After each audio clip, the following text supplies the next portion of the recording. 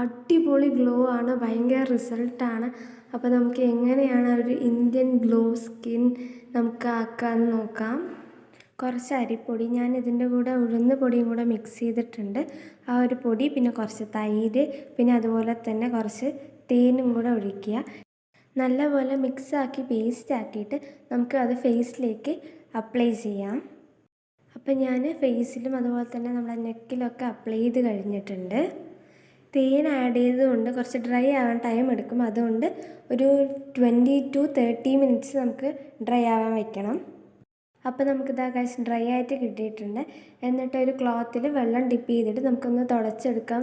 അപ്പോൾ തന്നെ നമുക്ക് മനസ്സിലാവും നമ്മുടെ സ്കിന്നൊക്കെ ഒന്ന് പഴയ പോലെയല്ല, ഒരു ചെറിയൊരു ഗ്ലോ ഒക്കെ കിട്ടിയിട്ടുണ്ടെന്ന്. അപ്പോൾ ഇതാണ് ബിഫോർ ആൻഡ് ആഫ്റ്റർ റിസൾട്ട്സ്. ഇത് ഗേൾസിനും ബോയ്സിനും ട്രൈ ചെയ്ത് നോക്കാം. ഓക്കെ, അപ്പോൾ ഇത്രയേ ഉള്ളൂ. Tata bye bye. സബ്സ്ക്രൈബ് ചെയ്യുക.